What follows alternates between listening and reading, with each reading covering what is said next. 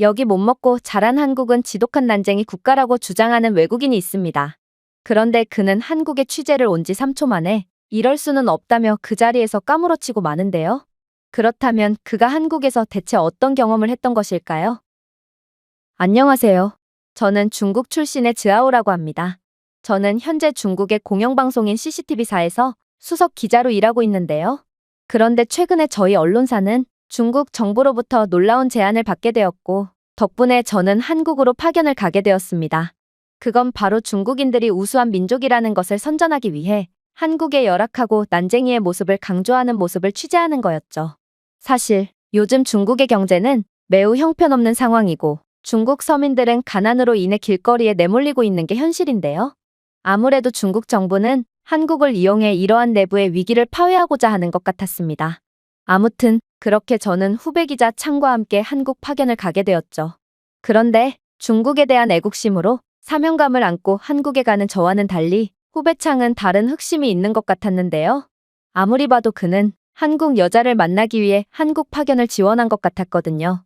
그는 다른 중국인들처럼 한 달 이상 머리를 안 감는 게 당연했고 직장 내에서도 단벌 신사로 유명했음에도 이번에는 머리를 감는 것은 물론 머리에 기름칠까지 하며 한껏 멋을 냈고 무슨 한국 이민이라도 가는지 멋진 옷들까지 챙겨오며 수상한 행동을 계속했죠. 결정적으로 그는 한국으로 가는 비행기에서 제게 이상한 말까지 건네오기 시작하더군요. 선배, 아무래도 이번 한국행은 제가 한국 여자와 결혼을 할 수 있는 절호의 기회일지 몰라요. 솔직히 저는 중국 여자와 만나고 싶지 않고 늘 한국 여자와 결혼을 하는 꿈을 꿔왔거든요. 저를 좀 보세요. 제 키는 169cm로 중국에서는 평균 이상의 키고 CCTV사의 기자라는 중국 상위 1%의 월급인 80만 원을 받는 훌륭한 직업을 가지기도 했죠. 그리고 저 정도면 외모도 나쁘지 않다고 생각해요. 그런데 이렇게나 잘난 제가 왜 못생긴 중국 여자를 만나겠어요? 중국 여자를 만나려면 결혼 지참금까지 지불해야 하는데 한국에는 그러한 결혼 지참금 문화 따위는 없다고 해요. 특히나 한국 여자들은 중국 여자와는 달리 키도 크고 하얗고 예쁘던데 아무래도 저는 키도 작고 돈도 못 버는 한국 남자들보다 훨씬 더 비교 우위에 있을 것이고 저는 이번 파견에서 꼭 한국 여자를 꼬실 거예요. 저는 그의 불순한 목적을 알게 됨과 동시에 그에게 쓸데없는 소리 말고 정신을 차리라며 쓴소리를 할 뿐이었는데 솔직히 속으로는 그가 틀린 말을 한 것도 아니라고 생각했습니다. 왜냐하면 정말로 중국 내부에서 떠돌아다니고 있는 영상에는 못 먹고 가난한 한국인들의 모습을 담은 영상과 중국 여자들보다도 키가 작은 처참한 한국 남자들의 모습들을 손쉽게 찾아볼 수 있는 상황이거든요. 편집부에서 일하고 있는 제 동료의 말로는 자신은 편집부에서 그러한 한국 관련 비하의 영상을 전문적으로 편집하고 있다며 그건 사실 중국 교외 지역의 처참한 현실이며 자신은 한국의 60년대 수준의 모습을 보이고 있는 중국 교외 지역에서 촬영된 영상을 한글 간판이나 한국어 음성을 입히는 편집 과정을 거친 뒤 이러한 마치 한국의 상황인 것처럼 편집된 영상을 중국 정부에 제공하는 역할을 하므로 이런 영상을 너무 믿지 말라고 하긴 했는데요. 하지만 중국이라는 나라에 자부심이 가득했던 저는 그러한 그의 조언을 무시할 뿐이었고 애써 한국은 중국의 발 아래에 있는 속국이라고 생각할 뿐이었습니다. 아무튼 그렇게 저와 후배창의 기묘한 한국 파견은 시작되었고 어느새 저희는 한국의 인천공항에 도착하게 되었습니다. 그리고 저희는 인천공항에 도착함과 동시에 경악을 금치 못할 장면을 목격하게 되었죠.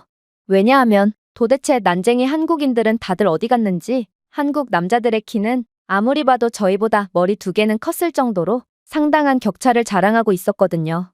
정말로 이들의 신장은 웬만한 유럽인들보다도 커 보였고 저는 이러한 한국인들의 예상치 못한 피지컬 수준에 완전히 할 말을 잃고 말았는데요. 창 또한 한국 여자들은 형편없는 몰골을 자랑하는 한국 남자들이 아닌 키가 169cm나 되는 자신을 선택할 게 분명하다며 자신감을 표할 때는 언제고 그는 한국 남자들의 무지막지한 키를 보자마자 완전히 입을 다물어 버리더라고요. 심지어 한국 남자들은 얼굴 또한 동양과 서양을 오묘하게 섞어놓은 듯한 세련된 외형을 자랑하고 있었고 체격도 상당히 다부졌기에 저희는 인천공항에 오자마자 완전히 꼴뚜기가 되어 선체로 굳어버리고 말았죠. 저는 순간적으로 이번 취재는 정말 쉽지 않겠구나 싶었지만 애써 평정심을 유지할 뿐이었습니다. 창, 왜 그렇게 긴장하고 그래?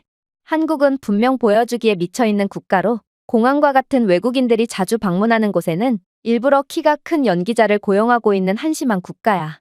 한국인들이 중국인인 우리보다 키가 크다니 이건 아무리 봐도 말이 안 되잖아? 아무래도 한국의 평범한 서민들이 살고 있는 지역에 가면 난쟁이 한국인들을 쉽게 볼 수 있을 거고 우리는 그러한 한국인들의 저주받은 피지컬의 모습을 취재해가면 되는 거야. 그러면서 저는 애써 자신감이 넘치는 척을 하며 택시 승강장으로 향했는데요. 그리고 창은 비장한 표정으로 카메라를 켰죠. 왜냐하면 현재 중국 내에서는 한국에서 중국인 관광객들이 받는 차별은 상당히 크고 심지어 한국인들은 중국인들에겐 택시 운행조차 거부하고 있는 상황이라고 했기에 저희는 이러한 한국의 차별의 모습을 취재하려고 했던 거였습니다. 하지만 도대체 한국인들이 중국인들을 차별한다는 소문은 맞긴 한 건지 저희는 너무나도 쉽게 택시를 잡게 되었는데요. 심지어 한국인들은 중국인들을 차별한다더니 한국인 공항 택시기사는 저희가 중국인인 것을 알고도 매우 인간적이고 따뜻한 대우를 해주는 거 아니겠어요? 그는 앱에 적혀있는 저희의 이름을 보고 중국인인 것을 알았음에도 친절하게 웃으며 웰컴 캔디를 건넸고 운행 중에도 한국의 랜드마크 건물 등의 볼거리들이 보일 때면 영어를 구사하며 친절한 설명까지 해주었거든요. 모름지기 공항 택시기사면 기본적인 영어는 구사할 줄 알아야 한다고 하며 말이죠. 저는 이러한 예상치도 못한 상황에 택시기사에게 한국인들은 중국인들을 싫어하는 거 아니었냐며 왜 저희에게 이렇듯 친절한 대우를 해주는 거냐고 묻게 되었는데요. 그러자 한국인 택시기사는 충격적인 대답을 해오는 거 아니겠어요? 물론 한국의 중국에 대한 감정은 좋지 않은 게 사실이에요. 중국은 각종 역사 왜곡뿐만 아니라 한국에서 범죄 및 문제를 일으키는 외국인 범죄자 국적 중 단연일이거든요. 그러나 한국인들은 중국이라는 나라는 좋아하지 않지만 그러한 감정을 중국인 개개인에게 전가하는 사람들이 아니에요. 한국인들은 역사를 왜곡하고 문제를 일으키는 중국인들을 싫어하는 거지 한국이 좋아서 한국을 방문하는 손님들을 싫어하는 게 아니거든요. 그리고 중국인들이 한국에서 택시 승차 거부를 당한다는 것도 전혀 사실이 아니에요. 물론 한국인 택시기사 중에는 중국인 손님을 원치 않는 경우가 많은 건 사실이에요. 중국인들은 자꾸만 정찰제인 택시비를 흥정하려고 하고 돈을 내지 않고 그대로 도주하는 경우도 상당히 많거든요. 그러나 한국에서 승차 거부는 불법이고 한국인들은 이러한 중국인에 대한 안 좋은 경험을 일반화하는 사람들이 아니거든요. 한국에서 승차 거부를 당한 중국인의 사례가 있다면 한번 보여주세요. 그러나 당신은 그런 사례를 찾아볼 수 없을걸요? 한국인들은 다른 사람들의 국적을 차별하는 사람들이 아니거든요. 저는 완전히 할 말을 잃고 말았습니다. 사실 한국인 택시기사의 말에는 틀린 점이 단 하나도 없었거든요. 한국인들은 중국인 손님들만 골라서 안 받는다는 건 영상으로 남겨져 있는 증거도 없었고 사실상 죄다 떠도는 말들일 뿐이었죠. 물론 창문 밖을 통해 보이는 한국인들 또한 충격적인 모습을 자랑하고 있었습니다. 이곳은 분명 외국인들이 돌아다니는 관광지가 아니었음에도 한국 남자들은 공항에서 봤던 대로 엄청난 신장과 체격을 자랑하고 있었고 이러한 한국인들의 모습을 보면 이 나라는 난쟁이 국가라고 불리는 것이 아닌 오히려 아시아의 한계를 초월한 거인 국가로 불려야 할 것 같았거든요. 그러나 창은 저희가 한국에 온 이유를 완전히 까먹어 버렸는지 저기 한국 여자들 좀 보라며 늘씬한데 얼굴까지 하얗고 예쁘다며 자신은 한국인 여자친구를 만들기 전에는 절대로 중국으로 돌아갈 수 없다며 침을 질질 흘려댔는데요. 저는 그러한 여자에 완전히 눈이 돌아가 버린 창에게 공산당에 수치라며 대놓고 면박을 줄 뿐이었고 그제야 그는 정신이 제대로 돌아온 모양이었죠. 아무튼 그렇게 이런저런 생각을 하다 보니 저는 어느새 목적지에 도착을 하게 되었습니다. 그리고 도착을 하자마자 저는 정말 깜짝 놀랄 경험을 하게 되었죠. 왜냐하면 청구된 택시비는 상상을 초월할 정도로 비쌌거든요. 이건 가난한 국가의 택시비 물가라고는 정말 상상이 가지 않을 정도로 말이 안 되는 수준이었고 결국 저는 한국인들은 죄다 사기꾼이라는 생각을 안 할 수가 없었습니다. 아무래도 한국인 택시 기사가 그렇게나 친절한 척을 한 것도 다 요금 사기를 치기 위한 밑밥을 깔아두었던 모양이었죠. 결국 저는 이러한 한국인들의 사기의 장면을 전부 카메라에 담아둠과 동시에 택시기사에게 요금 과다 청구에 대한 항의를 하기 위해 한국의 택시비 물가를 검색해보게 되었는데요.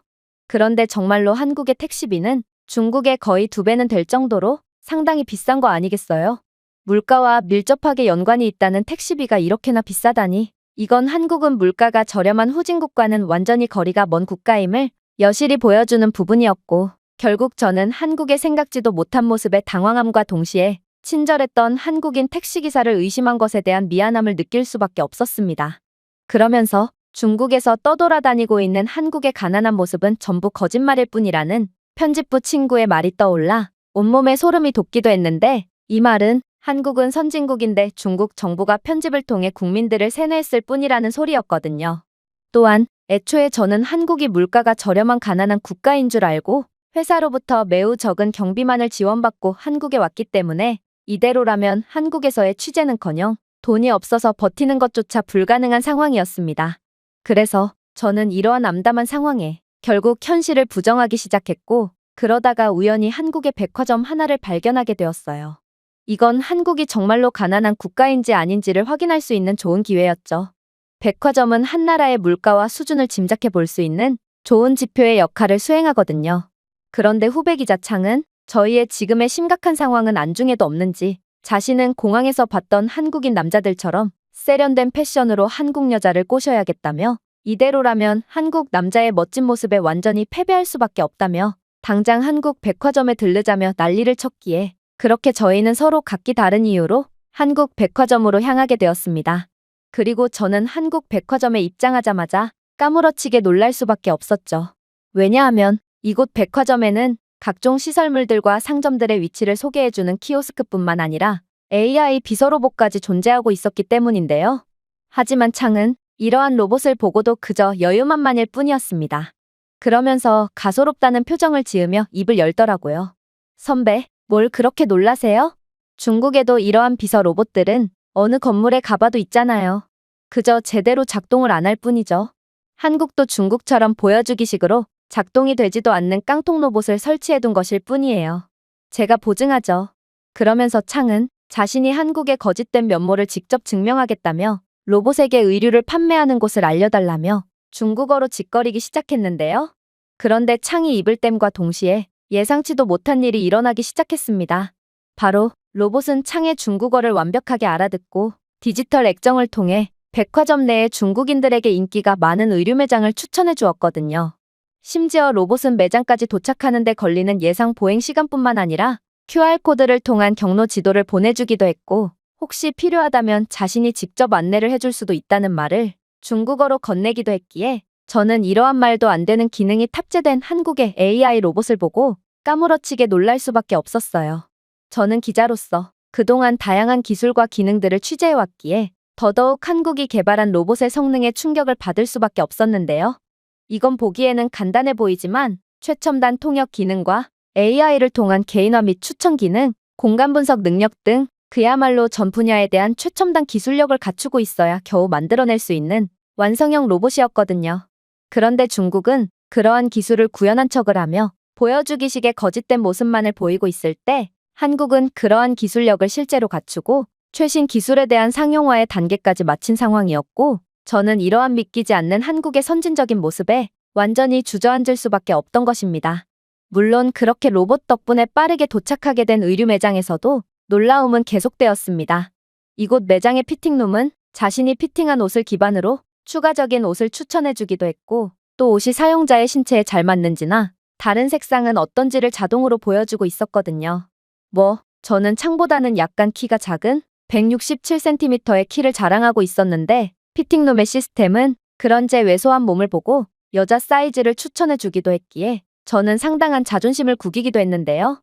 정말로 167cm의 키는 중국에서는 남자의 평균적인 신장이었음에도 불구하고 한국에서는 여자의 사이즈, 심지어 여자 사이즈 중에서도 큰 사이즈도 아닌 그저 여자의 평균 사이즈 정도 되는 키밖에 안 되었고, 저는 이렇듯 한국은 아시아를 초월한 유전자를 가지고 있다는 여러 증거들을 직접 느끼고 완전히 주저앉을 수밖에 없었습니다.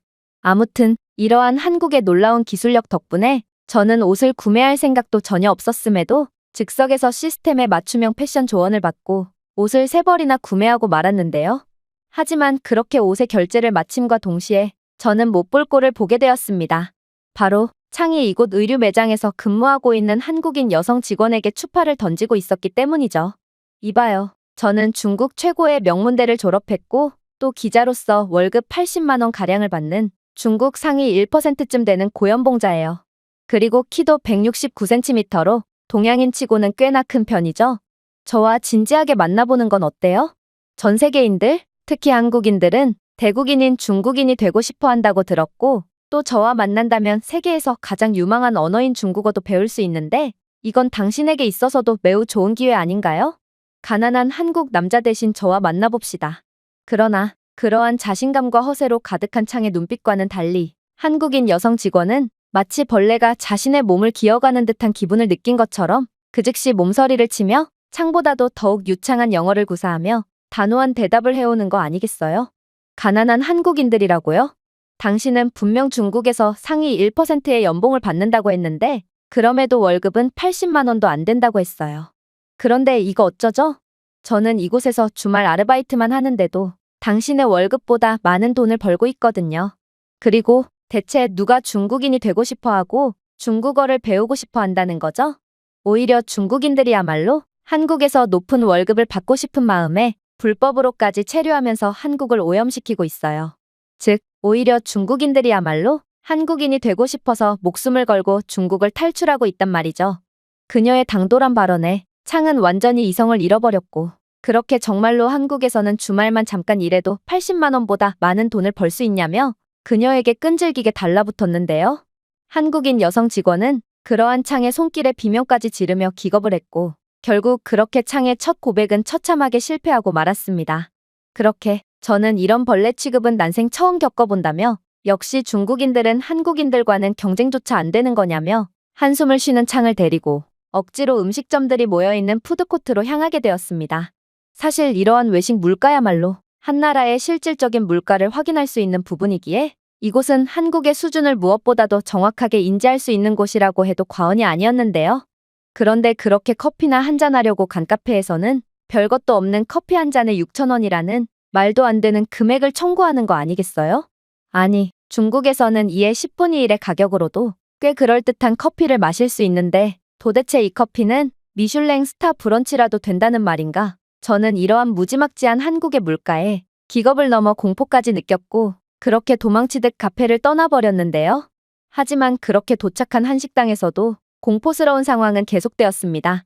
기본적인 음식인 김밥이나 비빔밥만 주문하더라도 중국의 외식 물가의 2배는 넘어갔는데 한국인들은 그러한 무지막지한 물가가 그다지 부담이 되지도 않는다는 듯 너무나도 아무렇지 않게 음식값을 턱턱 결제했거든요.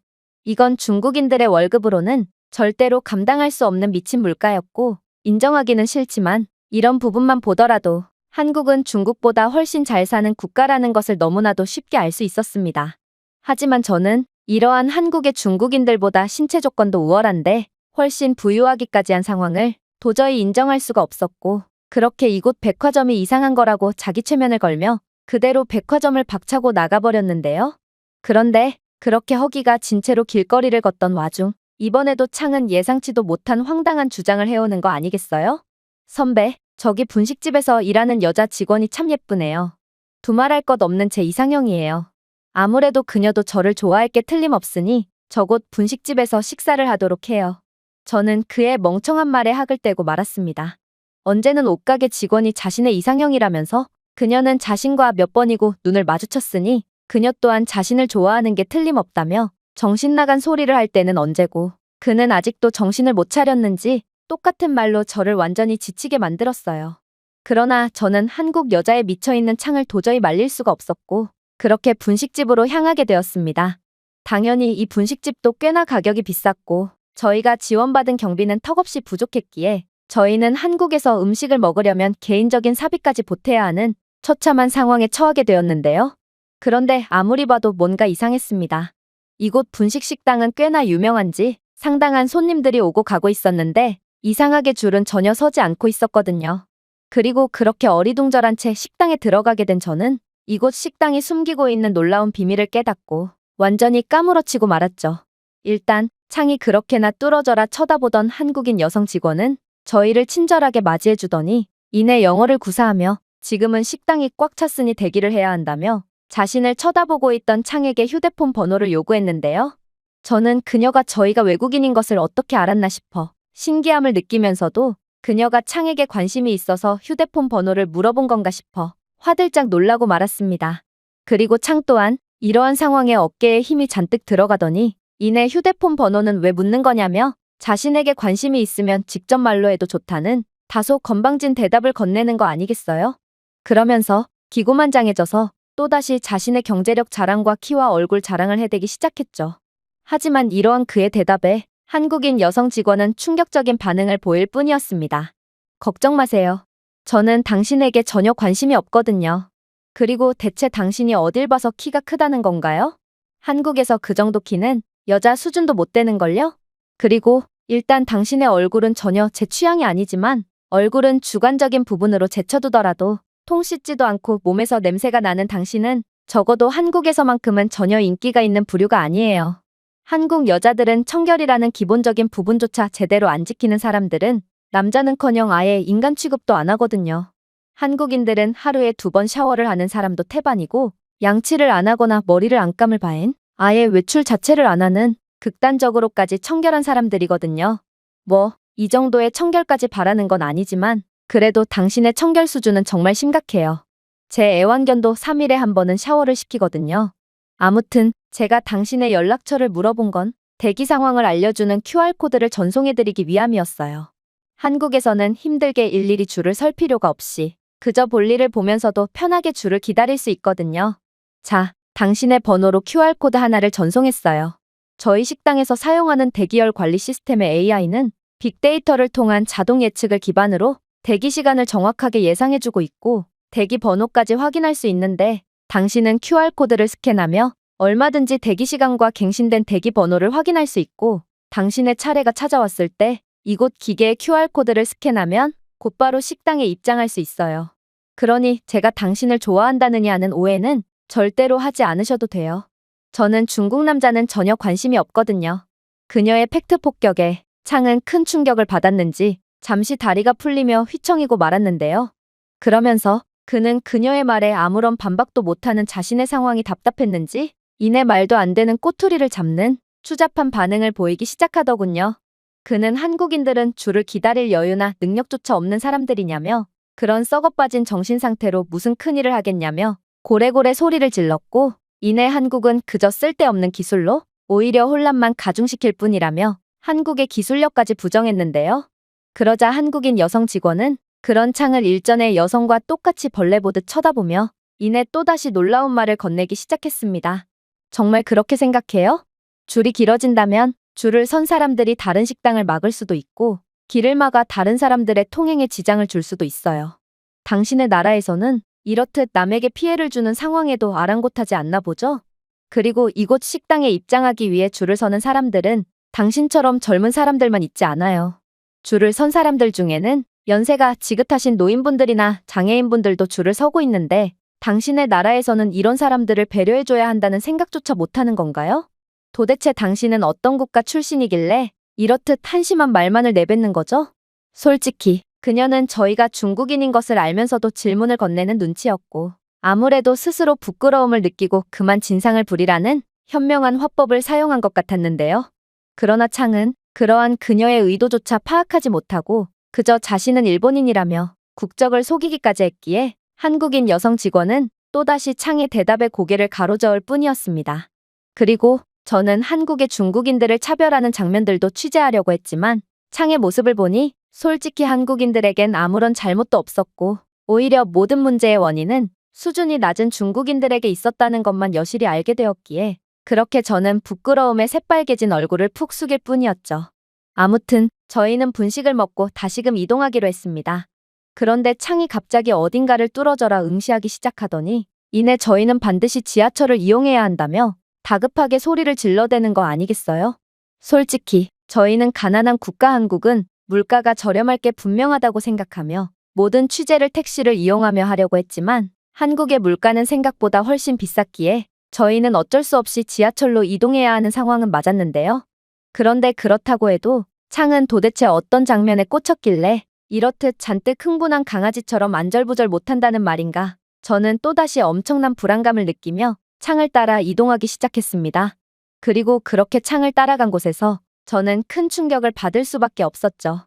왜냐하면 창이 뚫어져라 보던 곳은 바로 한국의 지하철역이었는데 지금은 한국의 출퇴근 시간대인지 수많은 사람들이 지하철 승강장 안으로 들어가기 위해 줄을 서고 있었거든요. 계단에까지 빼곡하게 말입니다. 그런데 뭔가 이상했어요. 분명 줄은 매우 길어서 승강장 밖까지 늘어서 있었음에도 한국인들은 끝까지 시민의식을 지키고 있었거든요. 한국인들은 사람들이 붐빌 때도 밀치거나 소리를 지르는 일이 없었는데 어린 학생들이나 노인들까지 한국인들은 전 연령층의 사람들이 모두 높은 수준을 보여주며 조금의 새치기도 없이 줄을 서고 있었기에 저는 이러한 한국의 예상치도 못했던 높은 교양 수준에 깜짝 놀랄 수밖에 없었습니다. 중국에서 이 정도로 긴 줄이 형성된다면 사람들은 서로 새치기를 하며 아수라장이 되었을 것이 분명하고 이러한 새치기를 막기 위해 앞뒤로 서로 껴안고 있을 게 분명하거든요. 그러나 한국인들은 서로 껴안고 있지 않더라도 그 누구도 새치기 같은 비매너의 행동 따위는 하지 않았고 저는 이런 모습이 만화 속에서가 아닌 현실에서 진짜 가능한 거구나 싶어 살면서 처음 보는 질서정연한 장면에 깜짝 놀랄 수밖에 없던 거였죠. 그런데 이에 대한 창의 반응이 조금 이상했어요. 창은 도대체 무슨 생각인지 자꾸만 한국의 이러한 수준 높은 모습에 입맛을 다시며 아쉬워했거든요. 그래서 저는 그에게 대체 왜 자꾸만 입맛을 다시는 것이며 무언가를 원하기라도 한 것처럼 호시탐탐 줄을 서 있는 한국인 여성들을 흘금흘금 보는 거냐고 핀잔을 주었는데요. 그런데 창은 상상치도 못했던 충격적인 대답을 해오는 거 아니겠어요? 참 아쉽네요, 선배. 사실 저는 이렇게 줄이 길게 늘어서 있는 모습을 보고 지하철을 이용하자고 한 거거든요. 중국에서 줄이 길게 늘어서 있을 때를 생각해 보세요. 중국인들은 서로의 자리를 지키기 위해 앞뒤로 서로 껴안고 있잖아요.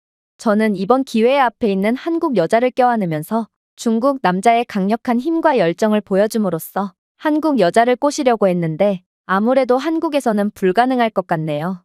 아니면 그냥 다짜고짜 한국 여자를 껴안아 볼까요? 혹여라도 반응이 안 좋더라도 중국에서는 이런 방식으로 각자의 자리를 지키곤 하므로 한국은 마땅히 중국의 문화를 존중해야 한다며 역으로 성질을 내면 되잖아요. 왜냐하면 중국은 세계의 중심이고 한국인들은 마땅히 중국인을 존경해야 하기 때문이죠. 저는 이러한 희롱성 발언을 아무렇지도 않게 하는 그의 수준에 경악을 할 뿐이었습니다. 하지만 그는 이러한 제 멸시의 눈빛에도 아랑곳하지도 않고 그저 그동안의 자신의 고백 방식은 잘못되었던 것 같다며 한국인들은 대국의 언어인 중국어를 배우고 싶어 할 게 분명하므로 그냥 영어가 아닌 다짜고짜 중국어를 내뱉음으로써 대국인의 기상을 보여주겠다며 앞에 있는 한국 여성에게 중국어를 구사하며 추파를 던지기 시작했는데요. 하지만 한국인 여성은 중국어를 듣자마자 표정이 굳어지며 그저 대꾸조차 안 해버렸고 창은 이러한 치욕의 상황에 그저 한국 여자들은 진정으로 멋진 언어를 알아보지 못하는 한심한 사람들이라며 욕을 한 바가지 짓거릴 뿐이었죠. 그러나 창이 열등감 섞인 욕지거리를 내뱉든 말든 한국 지하철에서의 이상한 일들은 계속해서 일어났습니다. 그건 바로 지하철에 막 탑승했을 때의 일이었는데요. 한국인들은 반드시 내리는 사람이 먼저 내린 후에 지하철에 탑승하는 놀라운 시민의식 수준을 보여주는 거 아니겠어요? 중국에서는 지하철에서 사람이 내리든 말든 서로 자리에 앉기 위해 먼저 탑승하려고 하므로 서로를 밀치며 헤집지 않으면 지하철에서 하차하는 것조차 거의 불가능합니다. 그러나 한국에서는 이러한 불가피한 신체 접촉이 전혀 일어나지 않고 있었고 저는 그것도 모른 채 내리는 사람이 채 내리기도 전에 수많은 사람들을 밀치며 지하철에 탑승하는 창을 보며 고개를 가로저을 뿐이었습니다. 물론 창은 그러한 수준 낮은 행동에 대한 대가를 치르게 되었죠. 바로 창은 주제도 모르고 자신보다 머리 두 개는 크고 체격도 서구권 사람들만큼 다부진 한국인 남성의 어깨를 쳤다가 그대로 옆으로 자빠지고 말았거든요. 자신이 먼저 쳤음에도 오히려 자신이 나가떨어진 상황에 창은 자존심이 무척이나 상했는지 얼굴이 새빨개지고 말았는데요. 그런데 놀랍게도 한국 남성은 그저 피해자인 입장이었음에도 자빠진 창에게 손을 내밀며 먼저 사과를 건네오는 거 아니겠어요? 저는 이렇듯 매너면에서도 피지컬면에서도 완패해버린 창을 보며 이게 바로 한국인들이 중국인들을 싫어하는 이유였구나 싶어 한국의 미안한 감정마저 느끼게 되었죠. 인정하긴 싫지만 양국의 수준은 차이가 나도 너무나도 차이가 나는 상황이었거든요. 물론 그렇게 만원 지하철이 움직이기 시작할 때도 자존심 상하는 상황은 계속해서 일어났습니다. 저희는 분명 난쟁이 국가인 한국의 모습을 취재해야 했지만 한국 남성들은 키가 170cm도 안 되는 저희보다 훨씬 키가 컸기에 저희는 거의 고목나무에 매달려 있는 나무늘보처럼 키가 큰 한국인들의 가슴팍에 묻혀서 겨우 숨만 뻐끔뻐끔 쉴 뿐이었거든요. 분명 중국 지하철에서는 윗공기의 상쾌함을 느낄 수 있던 저희였지만 한국에서 완전히 난쟁이로 전락한 저희의 상황에 저희는 도저히 한국의 난쟁이의 면모를 취재할 수가 없었죠. 하지만 이러한 수치스러운 경험도 잠시 창은 이내 이럴 수는 없다며 계집아이 같은 외마디 비명을 질러대는 거 아니겠어요? 그리고 그의 자초지종을 듣게 된 저는 최악의 상황에 빠지게 된 저희의 상황에 완전히 절망할 수밖에 없었습니다. 왜냐하면 창은 지하철 줄을 서다가 그만 자신의 무거운 취재 카메라를 바닥에 놓아버렸고 자신이 카메라를 바닥에 놓았다는 것을 까먹은 채 그대로 이동해버렸거든요. 즉, 창은 매우 비싼 방송국용 카메라를 잃어버린 셈이었고 저희는 이번 한국 취재를 완전히 망해버림과 동시에 저희의 1년치 연봉을 모아도 구매하지 못할 값비싼 카메라에 대한 책임까지 져야 하는 암담한 상황에 처하게 되었다는 것입니다.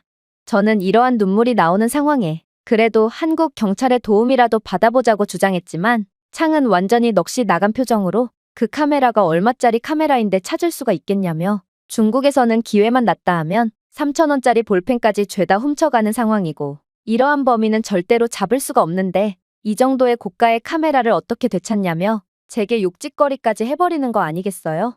결국 저는 완전히 이성을 잃어버려 그 자리에서 눈물과 콧물까지 흘리며 절규하는 그를 내버려둔 채 지푸라기라도 잡는 심정으로 지하철 내부의 영무실로 향했습니다.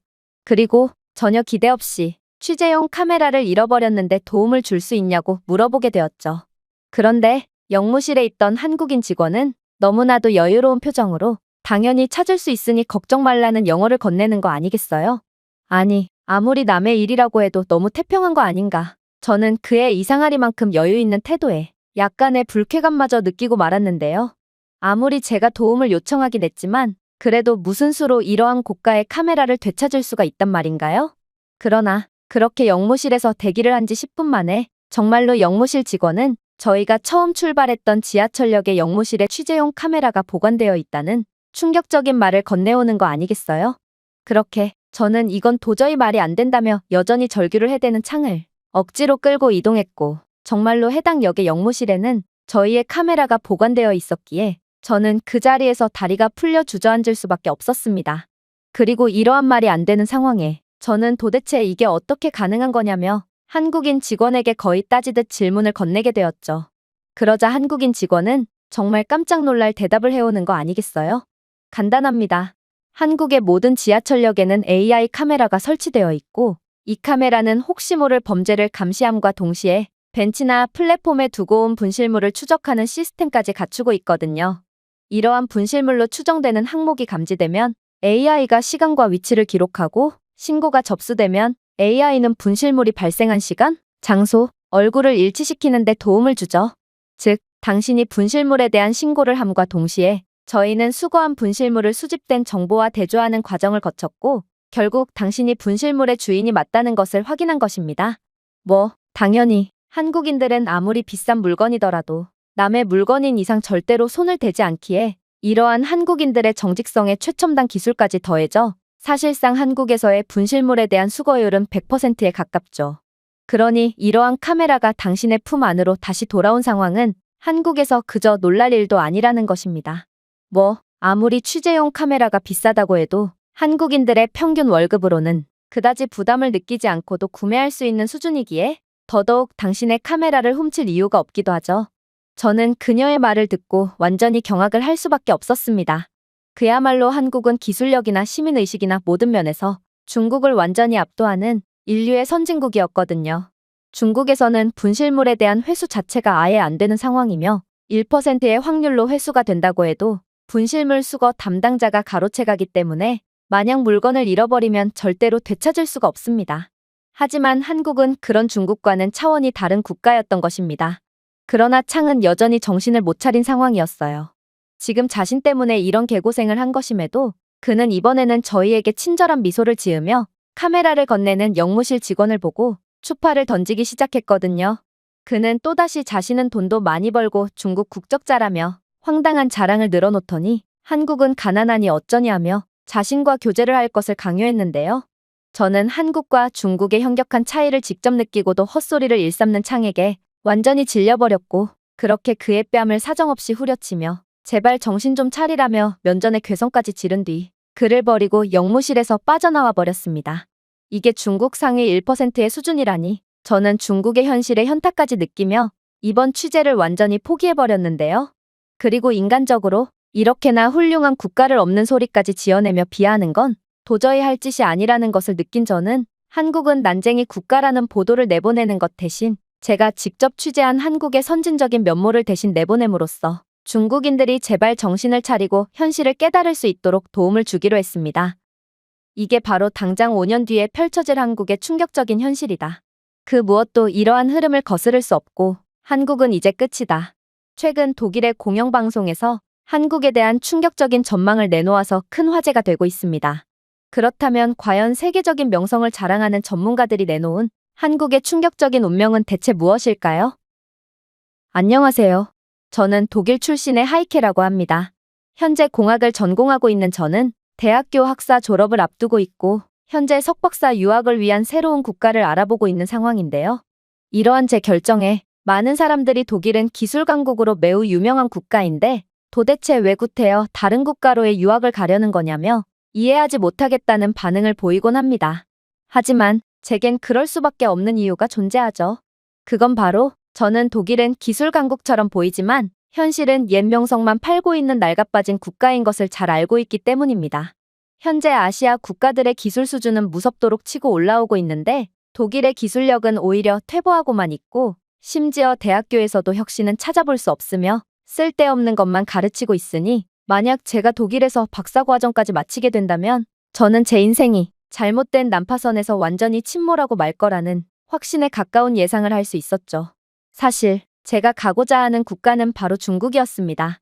독일은 원래 예전부터 중국과 밀접한 관계를 맺고 있던 국가로 수많은 중국인들이 독일에서 거주하고 있기에 저는 이러한 중국인들로부터 중국에 대한 각종 선전에 가까운 홍보를 귀해서 피가 나도록 들어왔던 터라 자연스레 중국을 독일을 이을 기술 강국이라고 생각하게 되었거든요. 하지만 부모님의 의견은 달랐습니다. 부모님께서는 요즘 기술적으로 보나 문화적으로 보나 한국이 가장 떠오르는 국가고 아직까지도 유망한 국가가 틀림이 없어 보인다며 한국행을 강력하게 추천하셨거든요. 부모님께서는 겉보기에만 기술 강국인 독일의 현실에 공감하시며 독일은 정작 핵심 기술은 죄다 한국으로부터 수입을 하고 있는 상황이고 또 당장 독일의 가정집만 가봐도 전부 다 한국산 가전제품만을 사용하고 있으니 이런 나라에 합류한다는 건 그야말로 성공을 거의 보장받는다는 말과 다름이 없다고 주장하셨죠. 하지만 저는 부모님의 말씀을 믿을 수가 없었습니다.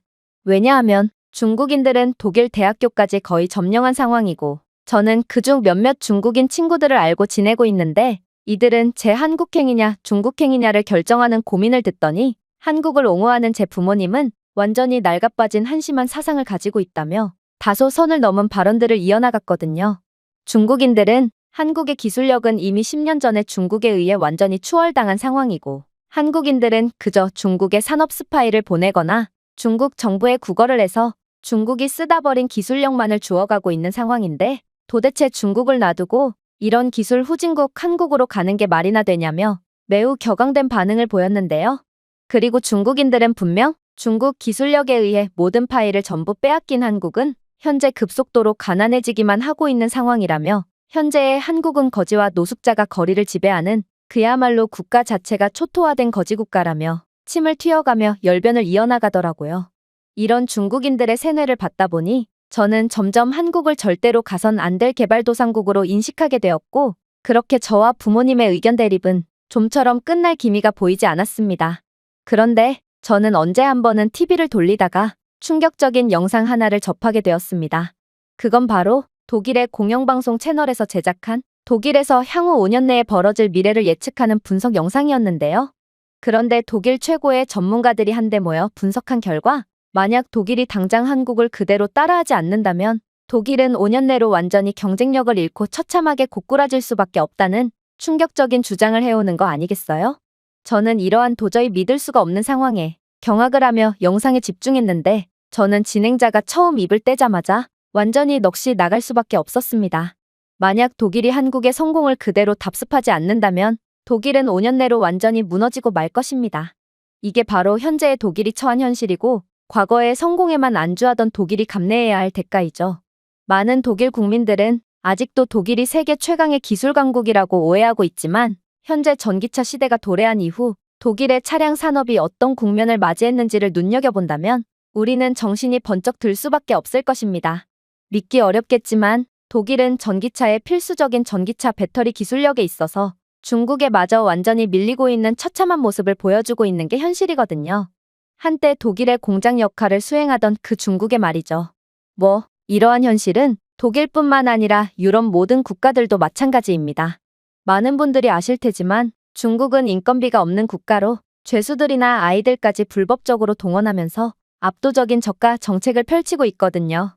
심지어 외국에 공장을 짓고 현지 노동력을 착취하면서도 임금은 체불해버리는 악질적인 행위까지 이어가며 저가 정책을 고수하고 있기에 독일뿐만 아니라 유럽, 아니 전 세계는 이러한 중국의 저가 정책의 대적을 전혀 할 수가 없을 것처럼 보였죠. 그러나 한국은 그러한 전 세계를 이기는 것처럼 보였던 중국을 압도적으로 제압하면서 오늘날 세계는 한국을 중심으로 한 새로운 판도가 펼쳐질 것임을 전 세계에 알리게 되었죠. 그리고 이러한 한국의 대세를 대표적으로 설명해주는 사례가 바로 2024년에 열린 브라질의 전기차 배터리 국가 기술수주 입찰이었습니다. 브라질은 압도적인 인구수와 자원을 등에 업은 경제 규모가 상당히 큰 국가로 대표적으로 기술력은 부족하지만 상당한 경제 규모 및 자원 덕분에 브라질로의 기술 수출은 전 세계 모든 기술 강국들이 군침을 흘리는 로또쯤으로 여겨지고 있는 상황인데요. 그리고 이번에 브라질은 2035년까지 대중교통 차량의 80%를 전기화하는 국가 프로그램인 그린 모빌리티 2035 정책의 일환으로 30조 원 규모의 입찰을 발표했습니다.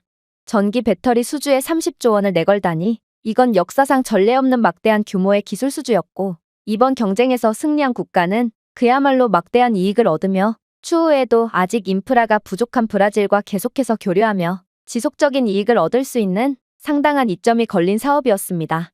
사실 브라질이 이러한 다소 터무니없어 보일 정도로 큰 금액을 보수로 내건 이유는 따로 있었습니다.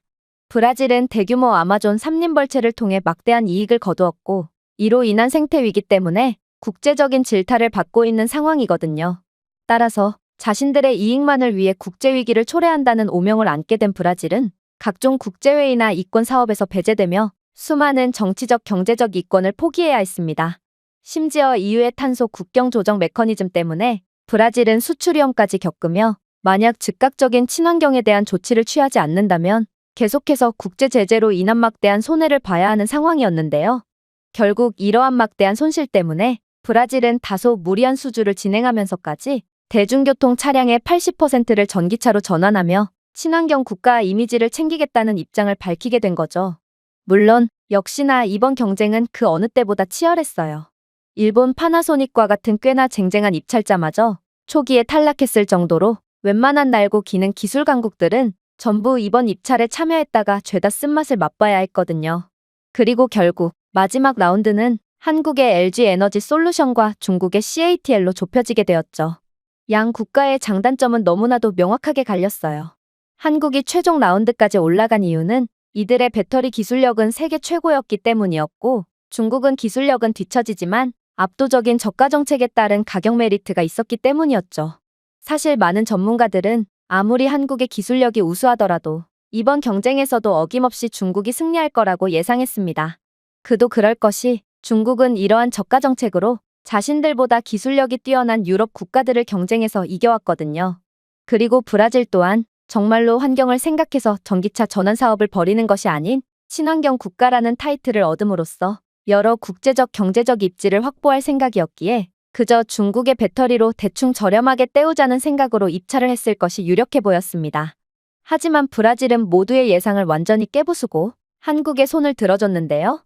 심지어 보통 이러한 초대형 입찰건의 경우 다개국의 여러 기업에 분산해서 투자를 하는 경우가 많지만 브라질은 오직 한국의 모든 일감을 몰아서 맡기는 이례적으로 파격적인 결정을 함으로써 한국의 압승을 선사했기에 이는 전 세계를 깜짝 놀라게 했습니다.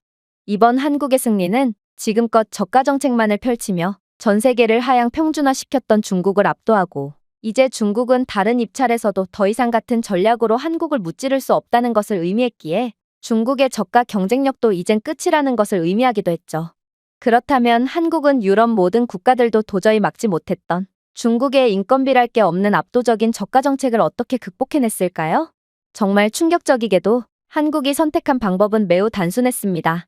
그건 바로 입찰자로 하여금 중국의 저질 제품 따위는 고려조차 못하게 할 정도로 압도적인 성능을 자랑하는 첨단 배터리를 선보이는 거였습니다. 즉, 한국은 유럽 국가들에게 지금껏 유럽 국가들이 중국에 패배했던 이유는 중국 제품이 너무 저렴해서가 아닌 그저 유럽의 기술력이 그만큼 뒤처지고 경쟁력이 없다고 말해온 셈이었고 실제로 그것을 자신들 스스로 증명했다는 것입니다. 생각해보세요. 중국의 저가형 LFP 배터리는 분명 저렴하지만 에너지 밀도와 주행거리에서 상당히 뒤처지는 모습을 보이고 있습니다. 그리고 이는 브라질의 광활한 지형을 고려해본다면 상당한 리스크로 작용한다고 할 수 있죠. LG 첨단형 NCM 배터리는 1회 충전 주행거리가 380마일에 달하지만 중국산은 겨우 200마일을 가는 것이 전부인데 이는 중국산을 선택할 경우 브라질 최장거리 노선인 상파울루 벨로 호라이즌트 회랑의 360마일 노선 등에서 상당한 일정 차질 및 여러 문제사항이 발생한다는 것을 뜻합니다. 물론 전기차 배터리에서 그 무엇보다 중요한 용량 유지율 부분조차도 양국의 기술력은 현격한 격차를 보이고 있는데요. 한국산 배터리는 유지율 96%에 타의 추종을 불허하는 압도적인 모습을 보였다면 중국산 배터리는 단 70%로 이게 전기차 배터리인지 휴대폰 배터리인지 모를 한심한 수준의 유지율을 보여줄 뿐이었거든요. 놀랍게도 LG의 고속 충전 기술도 CATL을 완전히 능가했죠. LG의 고속 충전은 30분 만에 80%의 충전을 완료했지만 CATL은 같은 80%를 충전하는데 1시간 30분이 걸리는 한국산보다 3배는 느린 모습을 보여주었거든요. 하지만 한국에 정말로 소름 돋는 점은 따로 있습니다. 바로 브라질은 섭씨 35도의 고온과 90%의 습도로 인한 극한의 기온 조건 때문에 배터리 수명이 30% 단축되는 국가라는 크나큰 한계점이 있었지만 한국은 그러한 악조건마저 극복하는 믿기지가 않는 기술력을 선보였거든요. 한국은 내열성 전해질과 그래핀 냉각층을 갖춘 300억 원 규모의 트로피코어 전기차 배터리 변형 모델을 개발하여 섭씨 40도 기온에서조차 95%의 용량을 유지하도록 하는 말도 안 되는 자체 기술력을 선보였거든요.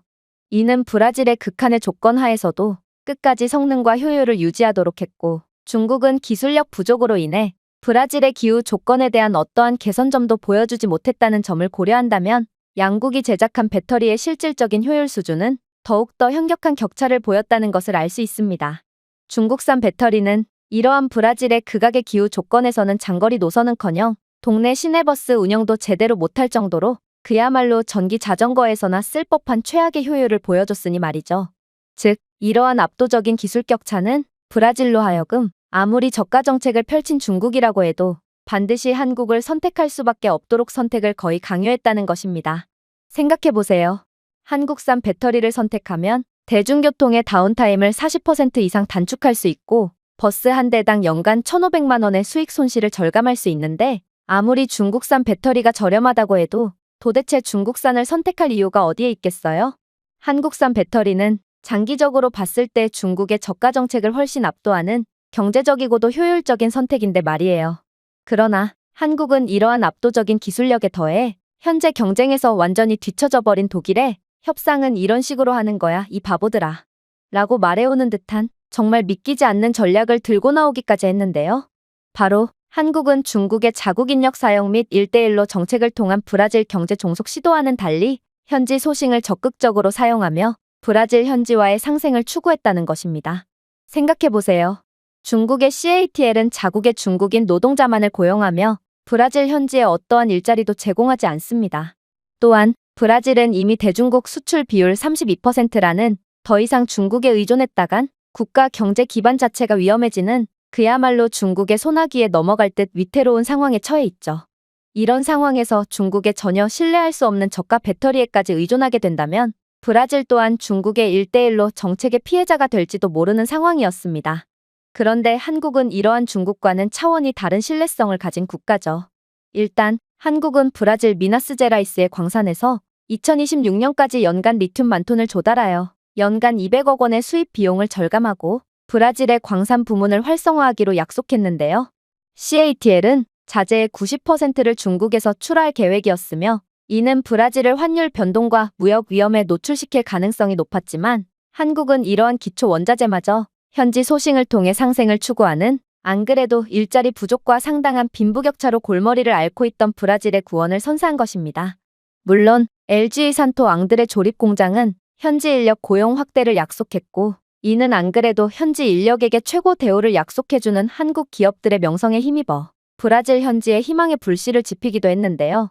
물론 한국 또한 브라질의 질 좋은 천연 자원들을 저렴하게 사용할 수 있어 상당한 이익이 되는 상황이었으므로, 이러한 한국에 전혀 손해를 보지 않는 상생 전략은 브라질로 하여금 한국을 선택하지 않으면 안 되도록 했던 것입니다. 즉, 손해보는 사람이 한 명도 없이 모두가 이익을 보는 한국식 협상이야말로 완전히 늙고 고착화되어 버린 독일이 반드시 배워야 하는 부분이고, 만약 독일이 빠른 시일 내로 이런 한국을 따라하지 않는다면 독일은 한국이 중국이 얻은 것들을 도로 뺏어가고 있는 것처럼 한국에 의해 그나마 얼마 남지 않은 것들마저 전부 다 빼앗긴 뒤 완전히 깡통을 차는 신세로 전락하고 말 것이라는 것입니다. 저는 진행자의 말에 완전히 기겁을 할 수밖에 없었습니다. 한국은 제 생각보다도 훨씬 더 대단한 나라였고, 부모님이 괜히 한국행을 추천하신 것이 아니었거든요. 그야말로 중국은 남을 착취하는 등의 부정한 방법으로만 경쟁할 줄 아는 국가일 뿐이었고, 저는 이런 국가의 미래를 걸 생각을 했다는 것에 소름마저 돋았을 정도로 이 영상은 제게 경악 이상의 감정을 안겨주었습니다. 물론 저는 이제 중국인들이 한국만 보면 발작을 하며 열등감을 느끼는 이유도 전부 이해할 수 있었는데요. 중국이 각종 불법과 악행을 저지르면서까지 세계와의 지저분한 경쟁을 하려고 하기만 하면 어김없이 한국이 나와 그들의 능력으로는 도저히 할 수 없는 정정당당하고 공정한 경쟁과 실력을 통해 압도해버리니, 무슨 수를 써도 한국에는 안 되는 중국은 한국에 대한 엄청난 열등감을 가질 수밖에 없던 거였습니다. 그러나 이러한 제 한국에 대한 감탄도 잠시, 진행자는 이내 또다시 경악을 금치 못할 주장을 해오기 시작했고, 저는 완전히 얼이 빠질 수밖에 없었습니다. 하지만 한국의 가장 무서운 점은 따로 있습니다. 바로 한국은 자신들의 선두 자리를 빼앗길 여지를 조금도 주지 않고 있기 때문이죠. 독일만 봐도 그렇습니다. 과거에는 독일의 기술이 세계 최고가 맞았지만 독일은 그러한 현실에 안주하는 바보 같은 결정을 해버렸고, 지금의 독일은 이도저도 아닌 존재가 되어버렸거든요. 하지만 한국은 다릅니다. 한국은 중국의 저가 정책을 기술력으로 찍어 누르는 무지막지한 존재로 거듭났음에도 아직도 연구개발 투자 세계 1위의 자리를 공고히 하고 있거든요. 한국은 기술력을 수출해서 남은 이익을 전부 연구 개발에 재투자하고 있고, 이렇듯 선두의 자리에서 내려올 생각을 안 하는 한국을 넘을 국가는 단연코 없어 보이는 상황입니다. 즉, 한국은 이미 세계 최고임에도 더욱 발전할 가능성이 높고 중국과의 격차를 더욱 벌릴 예정이므로, 브라질은 여러모로 훨씬 더 유망한 국가인 한국을 선택하는 것이 향후 관계를 생각해서라도 이익이라는 거였죠. 그런데 이런 한국은 브라질의 충격적인 추가 제한까지 건넸다는 사실이 알려졌습니다. 바로 한국의 배터리 기술력은 이미 기존의 혁신 곡선을 뛰어넘은 상태고, 실제로 LG는 SK온, 삼성 SDI와 협력하여 기존보다 훨씬 뛰어난 성능을 자랑하는 차세대 최첨단 배터리를 개발한 상태고, 시제품을 테스트하는 단계에까지 이르렀다고 했는데요. 그리고 한국은 2026년까지 450마일의 무지막지한 주행거리 성능을 자랑하는 배터리를 개발하겠다는 것을 약속함과 동시에 이러한 괴물 성능의 배터리를 브라질의 저렴한 가격으로 업그레이드해주겠다는 추가 계약까지 진행해버린 것입니다. 이건 브라질 입장에서는 상당한 이익이라고 할 수 있습니다. 저렴한 비용을 투자하면 훨씬 더 적은 유지비용과 중단시간, 높은 효율로 이익을 볼 수 있는 상황이므로 이건 브라질 입장에서는 마다할 것이 없거든요. 하지만 역시나 한국은 상호이익을 꾀하는 천재적인 협상 방식을 선택하는 똑똑한 국가입니다. 한국은 절대로 손해를 보면서 장사를 하는 타입이 아니거든요. 한국은 브라질에 저렴하게 배터리 업그레이드를 해주는 대신 프로토 타입의 배터리 기술을 시험해볼 좋은 실험 데이터를 얻은 셈이고, 또 자원 강국이자 아직도 개선할 인프라가 많은 브라질에 좋은 이미지를 쌓아 추가적인 기술 수주를 하기에도 유리한 고지를 차지한 셈이기 때문입니다. 하지만 아직도 놀라기는 이릅니다. 한국은 이번 수주 경쟁에서 더욱 말도 안 되는 모습을 보여주었고, 이는 전 세계를 놀래켰기 때문인데요. 사실 한국에 이러한 한계라는 게 존재하지 않는 부분이야말로 독일이 한국을 따라하지 않는다면 한국에 의해 모든 분야에서 집어삼켜질 거라는 논리에 대한 결정적인 증거라고 할 수 있죠. 바로 한국은 도저히 극복할 수 없을 것만 같아 보였던 브라질의 고질적인 한계마저 맞춤형 설계를 통해 완전히 극복해버리는, 정말 타의 추종을 불허하는 유연한 사고와 융통성을 보여주었기 때문인데요. 일단 브라질의 가장 큰 한계는 역시나 인프라의 부족입니다. 브라질의 신뢰할 수 없는 전력망은 특히나 전력망이 불안정한 도시 외곽 지역에서의 전기차 도입을 위협하는 요인이었는데요.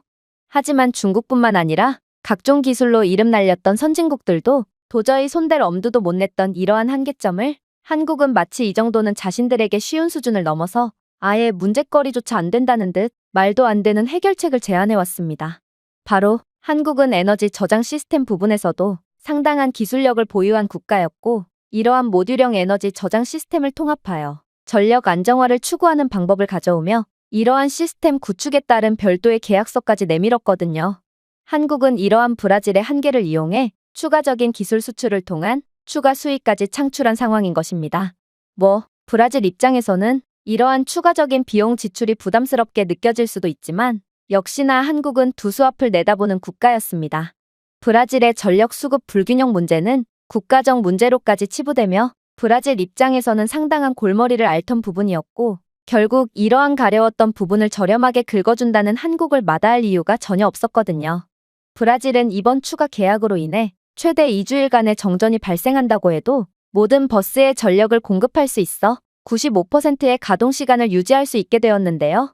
이건 전력 수급 문제로 인한 상당한 다운타임으로 인해 지속적인 손해를 겪었던 브라질 입장에서 엄청난 희소식이 아닐 수 없었고, 이번에도 한국과 브라질은 서로의 이해관계가 완벽히 맞아떨어진 셈이었습니다. 결론적으로 한국은 추가적인 수익, 그리고 브라질은 국가의 고질적인 문제를 해결할 수 있던 것이죠. 이런 부분들은 전부 다 우연 같아 보이지만 한국은 작은 디테일 하나하나 마저 절대로 놓치지 않는 천재 국가이고, 결국 무에서 유를 창조하는 협상 능력과 기술 수준으로 극한의 이익을 올릴 수 있던 것입니다. 그러나 브라질 입장에서 한국을 그 무엇보다 선택해야 했고, 또 자신들이 한국에 돈을 지불하고도 오히려 한국에 대한 무한한 감사를 표하는 이유는 따로 있습니다. 그건 바로 브라질이 한국을 선택함으로써 이들은 한국에 지불해야 할 30조 원보다 훨씬 큰 이익을 얻었기 때문이죠. 바로 한국은 아마존 파괴의 주범이자 환경 오염 국가라는 브라질의 오명을 완전히 씻어줄 정도로 세계 최강의 친환경 기술을 제공했고, 이로 인해 브라질이 얻을 이미지 개선과 추후 브라질과 다른 국가들 간의 관계 개선을 고려해 본다면 이건 30조 원 이상의 가치를 창출하거든요. 일단 LG 공장 설계에는 매년 5,000톤의 중고 배터리를 처리할 수 있는 태양열 재활용 장치가 포함되어 있으며, 이는 브라질의 순환 경제 추진 및 친환경 추구와 일치하는데요. 중국의 CATL은 생산에만 초점을 맞춘 채 이러한 친환경 시설을 제공하지 않기에 친환경 국가로의 이미지 개선을 꾀하는 브라질이 한국을 선호하는 건 너무나도 당연한 상황이었죠. 특히나 한국은 탄소 중립 인증 프로그램을 지원하며 태양광 및 재조립 시스템을 통해 연간 10만 톤의 이산화탄소를 상쇄하는 선진적인 재활용 기술을 자랑하기로 유명한 국가기에 친환경 법률 위반 때문에 연간 수십억 원의 벌금을 지불하고 있는 브라질에 경제적으로도 상당한 도움이 된다고 할 수 있었습니다. 반면에 중국은 재활용을 전혀 활용하지 않고 되려 연간 400억 원 규모의 폐기 비용이 추가되는 상황이었는데요. 특히나 중국산 저가 배터리는 그 생산 구조상 석탄을 많이 사용하기에 브라질의 환경 오염을 더욱 가속화하기만 할 뿐이었습니다. 여기에 더해 중국은 남의 나라에 불법적으로 폐기물을 버린다는 증거가 여러 국가에서 포착되기도 했기에 브라질 입장에서는 훨씬 더 나은 대안이 있음에도 구태여 중국을 선택할 이유가 전혀 없었던 것이죠. 즉, 결론적으로 한국은 중국보다 모든 면에서 압도 우위를 차지하고 있는 상황이고, 결국 기술력으로 상대를 찍어 누르며 조금의 여지도 없이 손쉽게 대형 계약을 따내버렸다고 할 수 있는데요. 여기에 추가적인 기술 수출 계약까지 맺는 천재적인 협상 능력까지 보여주었으므로 한국은 독일뿐만 아니라 모든 유럽 국가들에게 유럽이 지금껏 중국의 저가 정책에 당하기만 했던 건 그저 중국이 잘나서가 아닌 유럽의 기술력이 뒤처지고 부족했기 때문이라는 충격적인 메시지를 남겼다고 볼 수 있습니다. 특히나 독일은 선두 자리에 안주한 나머지 그간 너무나도 안일한 태도를 보여왔고, 결국 현재 한국에 의해 모든 부분에 있어서 뒤처져 버리는 도저히 인정하기 힘든 현실을 마주해야 하는 상황인데요. 이제 독일은 따라가야 하는 입장으로서 한국의 뒷공무니만 보며 열심히 한국을 따라해야만 하고, 이게 바로 뒤처진 국가의 숙명이라는 것입니다. 저는 이러한 한국과 중국의 가늠조차 안 되는 현격한 격차에 깜짝 놀라고 말았습니다.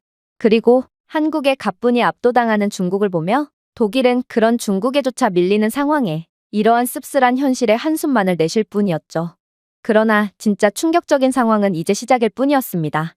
한국은 이번 브라질과의 계약으로 인해 생각보다도 훨씬 많은 것들을 얻은 상황이었거든요. 그러나 우리가 한국을 따라하기엔 너무 늦은 상황일 수도 있습니다. 왜냐하면 한국은 특유의 신뢰성과 대형 고객을 선점했다는 데에 따른 파급 효과로 인해 더욱 많은 부를 가져가게 되었거든요. 사실 이번 브라질의 수주는 표면상으로만 30조 원이지 그 내부를 자세히 들여다볼수록 훨씬 더 초대형 계약이었다는 것을 알 수 있는데요. 한국은 2030년까지 브라질 전기차 배터리 유지 보수 및 업그레이드 계약을 추가했고 추가적인 기술 수출 계약까지 맺었다는 것을 고려한다면 브라질로부터 총 60조 원의 막대한 이익을 얻은 상황이거든요. 한국은 이번 계약 하나로 웬만한 국가의 1년 예산쯤 되는 큰 금액을 손에 넣은 것입니다. 물론 브라질은 남미의 대장 역할을 수행하는 경제 대국이라는 것도 한국의 입지를 더욱 공고히 하고 있는데요. 이번 브라질과의 계약을 통해 신뢰성을 입증한 한국은 칠레와의 1조 원 규모의 계약, 그리고 아르헨티나와의 1조 5천억 원 규모의 계약을 연이어 체결하면서 남미 시장을 장악하려는 움직임을 보이고 있거든요. 만약 한국이 이렇듯 세계에서 가장 유망한 시장이라고 평가받고 있는 남미 시장을 장악하게 된다면 한국은 이에 따른 선점 효과까지 누리게 되어 장기적으로 봤을 때 더더욱 엄청난 부를 독차지하게 될 것입니다. 하지만 한국의 호재는 여기서 끝이 아닙니다. 한국은 브라질과의 관계 우호를 통해 현재 없어서 못 구한다는 자원인 리튬까지 저렴하게 공급받게 되었거든요. LG는 브라질에서 연간 만 톤의 리튬 수요를 시장 가격보다 20% 낮은 가격으로 확보할 수 있게 되었고, 이는 중국의 리튬 공급이 점점 부족해지고 있는 지금 상당한 메리트로 작용할 게 분명했죠. 물론 남미 시장은 현재 1대1로 정책으로 전 세계를 좀먹으려는 중국에 대해 상당한 경계심을 갖고 있고, 이에 대한 완벽한 대안으로 부상한 한국에 상당한 호감을 느끼고 있다는 점도 한국은 남미에 그저 배터리만을 수출하는 것이 아닌 다양한 기술 수출을 할 수 있는 발판을 마련하게 되었다는 것을 알 수 있는데요. 실제로 브라질은 기존의 중국의 화웨이와의 계약을 끊고 한국 삼성의 5G 장비를 수입하겠다는 뜻을 밝혔고, 이러한 남미 국가들의 중국 탈출에 따른 한국과의 계약의 흐름은 계속될 전망으로 보입니다. 즉, 이렇듯 한국이 남미 시장까지 완전히 장악하게 된다면 독일은 이젠 더 이상 가능성이 없는 국가로 전락하고 마는데요. 그동안 기술 수출로 상당한 부를 쌓아왔던 독일의 돈줄이 말라버린다면 독일은 끔찍한 경제 침체를 겪게 될 것이고, 결국 막대한 이익을 다시금 연구개발에 재투자하는 무지막지한 한국이라는 국가를 다시는 추월할 수 없게 될 것입니다. 진행자의 충격적인 주장에 저는 온몸에 힘이 전부 빠지며 그대로 주저앉고 말았습니다. 많은 독일인들은 지금도 자신들이 세계 최고의 기술 강국에서 살고 있다고 오해하고 있겠지만, 사실 저처럼 독일에서 공학 분야를 전공했거나 현직에서 일하는 사람들이라면 독일은 낡아빠진 국가로 전락했다는 사실을 잘 알고 있는데요. 그런데 이번 영상은 이러한 독일의 한계를 잔인하리만큼 콕콕 집어주었으며, 이젠 한때 보이지도 않던 후발주자였던 한국을 쫓아가야 한다는 충격적인 주장까지 하다니, 저는 이러한 독일의 생각보다도 훨씬 처참한 현실의 비통함을 느낄 뿐이었죠. 동시에 저는 정말로 한국을 선택하지 않으면 안 되겠다는 위기감을 느끼기도 했는데요. 정말로 제가 만약 중국이라는 최악의 선택을 했다면 어떻게 되었을지, 저는 제 실수로 인해 인생이 완전히 망해버리게 되었을 뻔한 상황에 소름까지 돋으며 현재 열등감 덩어리인 중국인 친구들과의 교류를 완전히 끊어버린 채 아직도 무궁무진한 가능성과 잠재력으로 가득 차 있는 한국에서 새로운 출발을 하기 위해 준비 중에 있습니다. 제가 준비해온 내용은 여기까지입니다. 끝까지 시청해주셔서 진심으로 감사드리며 여러분들의 구독과 좋아요, 알림 설정은 영상 제작에 큰 힘이 됩니다. 이상 세모튜브였습니다.